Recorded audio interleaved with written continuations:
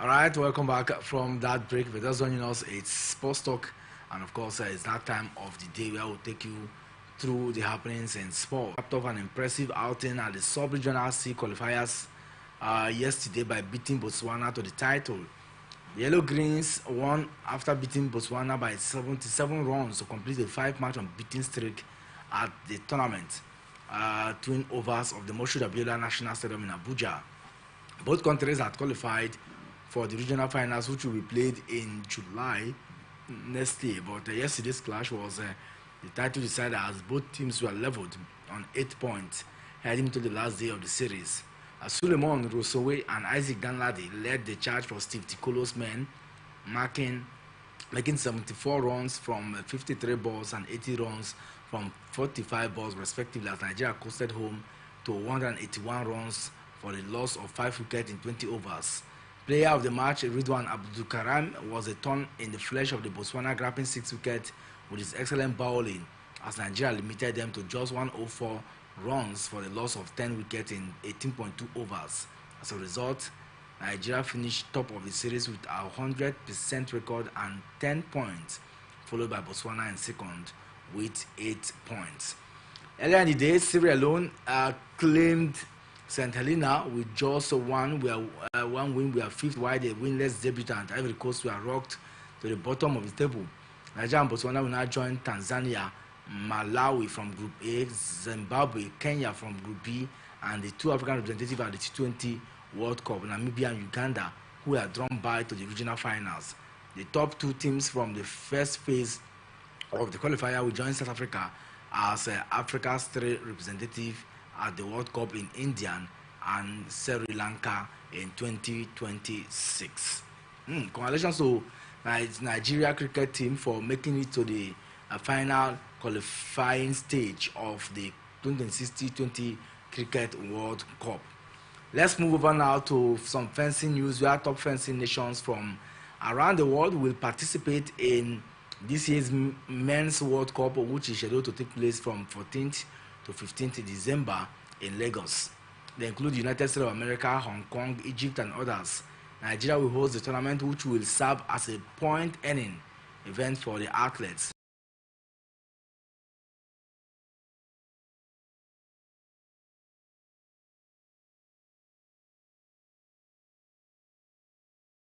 Greece, Angola, Togo, Benin Republic, and the host, Nigeria. According to Adenika Samuel, president of the Nigerian Fencing Federation, Nigeria will be the first sub-Saharan African country to host the Fencing World Cup, aside from North African nations like Egypt, Algeria, and Tunisia. And to the Handball Premier League, leaders of the Premier League Handball League, Toje Marine Academy, yesterday, this season would began on Wednesday, in Lagos. Toje Marine, who are leading the pack in the men's category, had beaten Correctional Boys 35-27 on Wednesday and underlined their desire to lift their first trophy with a big win over the Warriors from Yola. In other games played in the men's category, second place Rima Strikers defeated Benwell Buffaloes 37-21. The Strikers looked good throughout the game and gave their opponents no breathing space in the encounter. However, Owena Kings also scored their first win in Lagos with a walkover against Confluence Stars, who have failed to show in the league this season. In the women's category, Delta Queens defeated Imo Grasshoppers 35-34 in a game that brought out the best in both teams. The game could also have gone either ways, but the Queens from Asaba stayed strong to win that particular one. The Grasshoppers will rue this loss, as they also had the chance to get at least a point, but they missed the final chance that came their way. The Owerri side have to pick themselves up as hostilities continues today. So let's talk some athletics now. Still bringing you the news in sports. The Abia State government has redeemed its cash award promised to athletes who made the state proud in the national and international sporting events. Governor Alex Oti had, while receiving them in October, promised 33 million to all the athletes, 22 million to the coaches, and 20 million to the two athletes who won gold and silver medal at the Paris Paralympic Games in August. He also promised to transform the Omahia Township Stadium, acquire a coaster bus for the state sports council, and buy an official car for the state director of sports. Releasing the money to the athletes in front of their parents yesterday at Omahia Township Stadium, Abia State Director of Sports Obioma George said that the money is being paid into the personal account of the athletes, noting that those without bank account would receive their money through their parents' bank account. The Director of Sports added that the 15 athletes who were given automatic employment in the State Sports Council by Governor Oti have been processed for eventual employment. According to him, Governor Alex Oti gave them automatic employment to retain them in Abia and to prevent them from dumping Abia for other states or countries. Obioma said the cash reward and employment would encourage them to do more for the state. He, however, warned parents who will receive money on behalf of their children against squandering the cash, but to use it for the academics and personal and professional development of the young athletes. This is a very commendable feat and a very loving one there. Let's move on now to Delta State, where Delta State Governor Right Honorable Sheriff Oborivowori has appointed his brother Oniyoriode Joshua Obiorivori as the chairman of the Delta State Sports Commission. The announcement was made recently in Asaba, with the governor expressing confidence in his brother's ability to drive sports development in the state. This development comes after almost a year since Chief Tinubu Kokowa's 8-year tenure as chairman of the Sports Commission ended. The board also includes notable members such as former international footballer Sam Soji, Ogale Efremo, and Herita Ehiabo in that commission. And let's talk tennis now. As something dramatic transpired some time ago, and somehow world number 2 Iga Swiatek has accepted a 1-month suspension after testing positive for a banned substance. The International Tennis Integrity Agency (ITIA) announced yesterday. Swiatek, age 23, tested positive for the heart medication trimetazidine in an out of competition sample in August, when the Polish player was ranked number 1 in the world. Swiatek was provisionally suspended from September 22 until October 2nd, 4th, missing 3 tournaments, which count towards the sanction, leaving 8 days remaining. She will also forfeit prize money from the Cincinnati Open, the tournament directly following the test, where she lost to Aryna Sabalenka in the finals. In a case similar to that of men's number 1, Yannick Sinner, Swiatek nevertheless remained under threat of a World Anti-Doping Agency, WADA appeal. Italian Sinner is still waiting for the outcome of the WADA appeal against his initial exoneration for twice testing positive for traces of steroid clostebol in March. This is revealing, but we hope that it will not dent her play. But she has come over it now. The struggle, the frustration that comes with being, banned, as a result of testing positive for a doping substance can be very, very tragic, and they can cause some sort of frustration and even depression there. But we're glad that she pulled out from this particular one. We're on a short break now. When we come back, we'll talk about the NBA. The NBA Cup started in the early hours of this morning. We'll bring you that one, and then we'll also go straight down to football matters, where a lot of actions, not forgetting all that played out in the second tier of club football in Europe yesterday. This is still Sports Talk. Don't go anywhere. I'll be back shortly after now.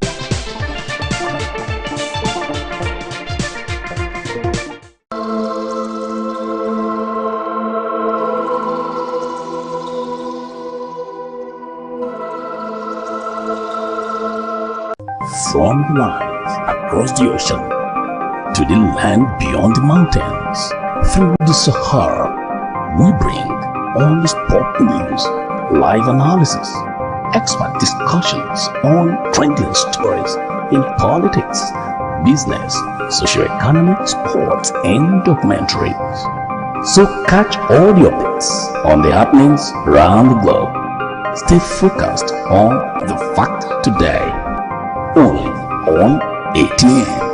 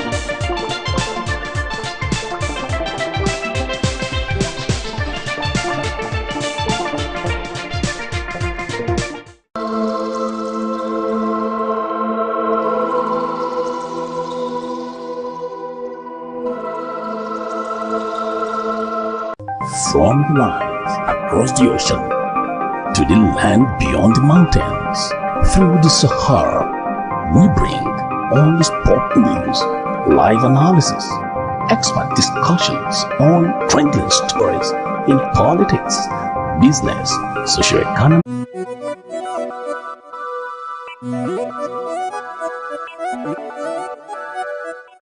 From that break, if you're just joining us, it's still Sports Talk here on Atlantic Television Network, and just to take you through some of the games that were played in the NBA Cup.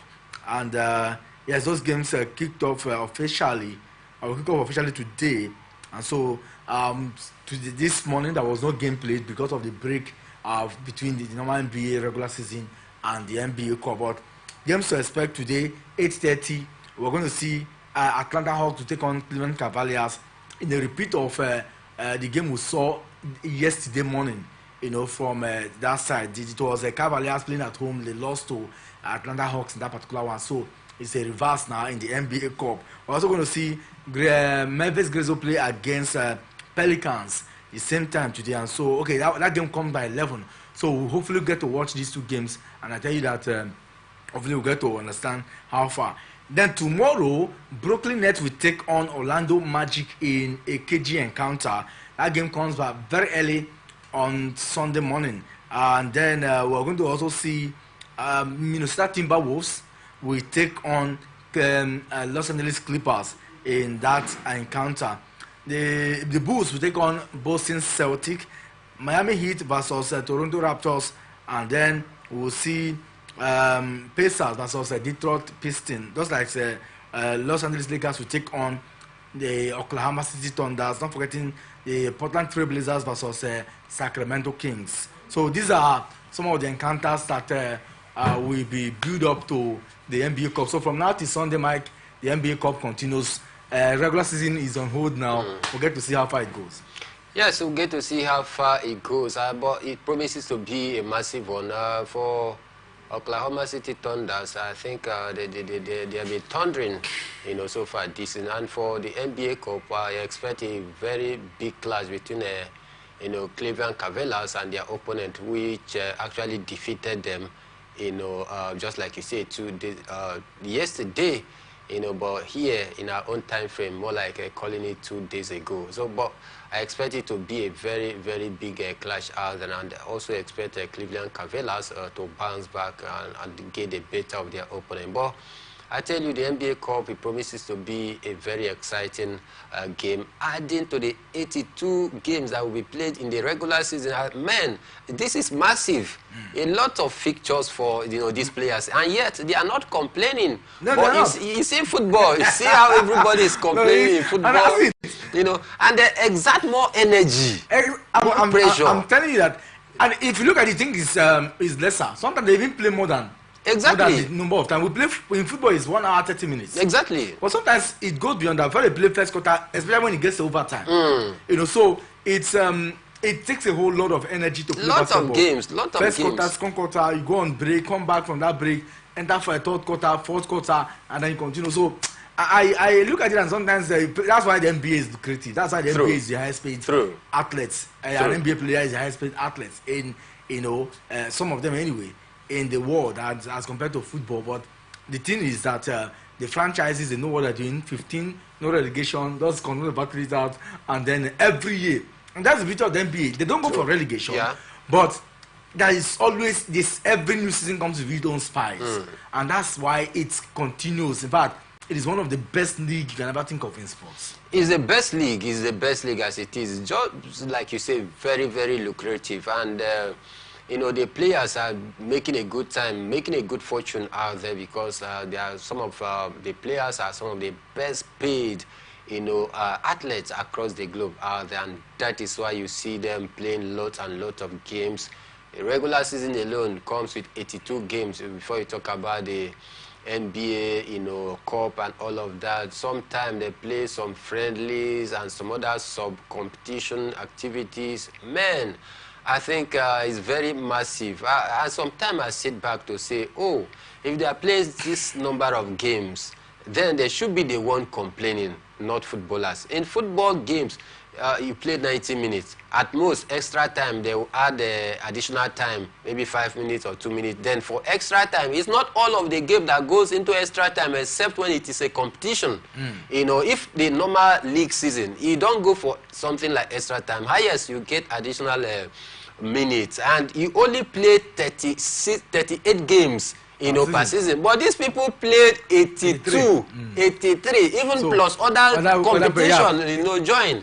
You know, so for me, I think it's a very hectic one, but then it is December. They want to keep, you know, the Yuletide period going so that at least, you know, people and fans will come out there and enjoy themselves. And I'm even thinking that I think the salary is very, very early. I would have expected maybe, although I'm sure they planned it that way, to allow the cup to continue sometimes, you know, and then go back group stages and just that. So maybe from then we'll see, from now to December, we're going to see mouth-watering encounter in the NBA. But let's move away from that and let's talk about football matters. And we'll start from the NNL, where Abakaliki FC will square up with Madiba FC in the opening fixtures of the 2024-25 Nigerian National League season. The encounter is bid to take place at the Pangele Oruta Township Stadium in Abakaliki on Saturday.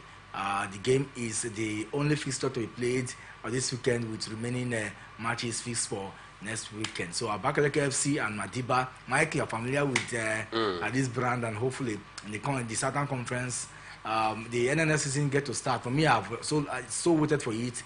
I hope that it starts soon, and so that we can see actions from the lower division. Yes, of course, we hope to see it start soon. But Abakaliki FC and Madiba FC, they will be played more like a cutting razor of the NNL, you call it, because that is the only game that is built for that very day, taking place at the Pangele Township Stadium out there. And of course, you know, Abakaliki FC was just formed in this 2024 by the Ebonyi State government, because they don't have any team, any clubs that are floating, whether in the NNL or even the NPFL. So I think they ought to also, you know, be among the moving train as well. And it is quite disappointing that out of 36 states, including the Federal Capital Territory, they all float football club. It's either in the lower Kada or in even the NN. But Ebonyi State doesn't have. So for me, I think it's a nice one. It is also a way of discovering talent from that state, because they have enormous talents, you know, football-wise. They need to also, you know, comb that area, get 1 or 2 times, because there's no how you tell me that if they are consistent in floating this very football club and finance it properly, that we cannot get about 5 good players that can also, you know, project the image of the state, you know. And it's even loving. I only have this ambivalent feeling in the area of the policy of clubs, how clubs get to the NNL. I guess they'll talk about the Akpabio Football Club that was launched. And I expect that these clubs, I don't know whether they buy slots or there's a policy that allows them to just transit. There's no transition process because there are teams already in the NLO. Okay, those teams ordinarily should gain promotion to the NNL. Yeah. There are teams already in the NNL who should be demoted. Yeah. So I am still bothering. I'm still bothered. Maybe one of the days we get to see if we can get George Aloha in our show, so that some of these questions he will answer them directly, or the NNL media officer. But I'm just bothered about the transition process, or how teams are launched and then floated directly to the NNL without passing through the NLO. Yeah. Because I didn't know for sure that there are other lower division, not even the NLO, that from there they come to the NLO, from NLO now to the NLO. So I'm just bothered, you know, like you said that it said about Abakaliki FC, a thing that come up this year, and by the time they come up, there's no way that the NNL teams were not playing already. So one is wondering how are these things done, you know, that makes it look like we are joking in this country. It's very, very difficult to explain because, like it is done in Senna Climb. Take for England, for example, England. You have the National League 1, National League 2, then you have the Championship. Exactly. Before you talk about the Premiership, Premier League. So that there are now, 4 cadres. Exactly. Now, for example, if you are in the Premier League, a club cannot just wake up, or a government or individual can't just wake up. Exactly. You know, you see that in the Premier League, a team got relegated. Then the one that got promotion from the you know, Championship, we get promoted. You know, taking the slot of the team that was relegated. You know, that is how it is. But I think just like you say, it's very, very confusing. And it is shrouded in secrecy that they need to unveil to us, to the public, how these things is being done. Because if they don't do it, then they are not following the right tenet. Because it's more like a cheat to some teams out there that are working very hard. Okay, if we have about 18 teams in the NNL, for example, now, Godswill Akpabio FC, now is floated. Out of those 18 teams, are you going to drop one team when season had not come? I'm just thinking, the thing that bothers me so much. It's very confusing. Maybe some of these days, just like you say, we'll get to, you know, put call to across to George Alao so that you get to explain these things. All right, and then of course we still have more to come. In the Nigerian Premier Football League, the technical advisor, like Ambassador of Bayelsa United, has expressed satisfaction with the outcome of their game, who will win 4-1 at home and will not be very happy. It looks like I'm very sure that he was surprised with the outcome of the result. Of course, you know it's quite difficult to score 4 goals right here in the Nigerian Premier Football League, and for a man that you know, scored 4 goals to 1 and getting all 3 points, you should expect him to be in the euphoria of a celebration, and that is what why the coach has come out to the media to express his happiness and joy. You know, it's a good one for you to win 4 goals to 1, you know, in the Nigerian Premier Football League, because it is not easy to come by, you know, to trash your opponent by such a margin of goals. So I think it's a good one, but let's hope that they can continue to, you know, replicate this from going forward. The Nigerian Premier Football League match the 15 come alive tomorrow and Sunday, and so a lot of games to be expected. And so we'll take a look at some of those games. One, Bender Insurance will take on Plateau United. Lobby Stars versus Squadra United. Academy Warriors on Sunday will take on Bayelsa United. For an inquest on Tuesday, December 3rd by 10 a.m. By December 3rd at 10 a.m., League Secretariat in Jabi District of the Federal Capital, Abuja. According to the statement released by the MPFL, the board considers some of the position he expressed as a breach of the code of conduct for the MPFL coaches. Mike, your thought on this? I knew that one day the way he expresses himself will land him into big mess. I just hope that this is overturned. Yeah, for me, I think he need to be tamed so that other coaches will also, learn a lesson. You don't just go to the media just because you lost your game. And of course, you should understand why the man is pained. He's pained because of the fact that out of 5 games that they've played so far, very poor results. And for a man that does not have good result in the last 4 games, heading into that game, then lost that very one. He has also had his own share of joy. Exactly. At some point. The last time he made a silly comment, I won't say silly, it depends on the board. He has not been adjudged guilty. Yeah. So using the word silly may not be maybe out of place. But let's see. Those comments are not palatable. They tend to bring disrepute to the league we're building. And that's my concern. Against Rivers United, you recall his same comment. He talked about it and expressed sadness. That game ended 1-0 in favor of Rivers United. But we heard what he said. And against Ikorodu City, he said that, I want to quote one line. He said categorically that it would have been better not for them to play this game at all. Why did they even come to play this game when the ref and the board have already known? I'm just wondering why his bench said it becomes a challenge because somehow the league, which may bring the league to disrepute. Definitely. I think for me, it doesn't speak good of the caliber of the coach, talking about Gbenga Gumbote, who is one of the experienced coach right here in the Nigerian Premier Football League. I expect him to be doing better. When you get to the press, at least there's a way you address press conference, even if you are pained by the fact that you did not get a positive result, but there are ways you should have been able to put it. And also, if you feel aggrieved, have an open channel to which you can also go out there and ventilate your issues and see if you are right or wrong. But then coming to the media to lambast the match official, it's more like casting aspersion on them and also disqualifying them of their reputation as a center ref as well. So for me, I think it's quite terrible for Gbenga Gumbote. But let's hope that the disciplinary committee is going to do their job, because right now the matter is on their table and he has been invited. All right, let's move to club football now in Europe, where Coventry City has signed Frank Lampard as a new manager, Mike. Let's see what happens, because Coventry City, they are in a very dicey position. 17th on the log. 17th on the log. I think it's a very big challenge for Frank Lampard. I think Frank Lampard, his first stint with Chelsea, 2009, he did pretty well, but in his second return, it was a disaster. Went to Everton, disaster as well. So for me, I think let's hope and see if we can be able to tinker this team around and pull them away from the well of drowning as it is right now, because I think the last man that just left, Robson, wasn't doing a good job at all, though he helped them to gain promotion to the championship. But then at this point in time, the authority deemed it necessary that it is time for them to part ways. Bringing in Frank Lampard, let's see what Frank Lampard can do. I fear for him sincerely, but I just hope that he will be a genius in that club. Let's move on now to the second tier of club football in Europe, the Europa League, where Manchester United marked Robben's Amorim's first game at Old Trafford with a 3-2 European League victory over Bodo Glimt yesterday. They nearly lost it, but somehow they got that one. I think Manchester United is still very shaky as it is. They took the lead in the very first, almost 4 minutes of play, because of that defensive error which the goalkeeper, goofed, and allowing, Alejandro Garnacho to score that opening goal. We thought maybe it was going to be a rain of goal, but unfortunately, before you know it, Bodo Glimt came back, scored an equalizer, even took the lead, scored 2 beautiful goals. They took the lead.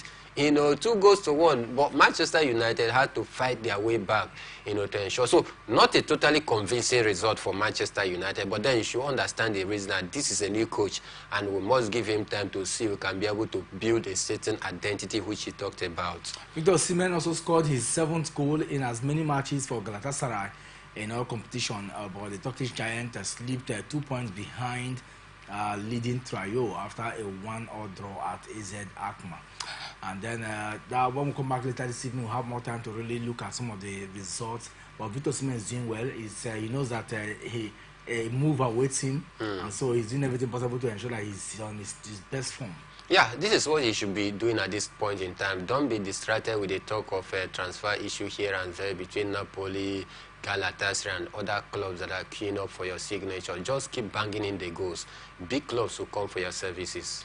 Many thanks to you, Mike, for being part of the conversation this morning. Always a pleasure. Ekpo Temple is my name. Thank you for being part of our discussion here on Sports Talk on Atlantic Television Network. We're back again next week, Monday, but then hopefully tomorrow morning will be another time for the sports personality, where we'll take a look at sports personalities around, and hopefully you enjoy all that we have for you. Later this evening, join us 6 p.m. for Sports Extraordinary. Until then, have a lovely day. Stay out of trouble. It's one game, football without violence. Bye-bye.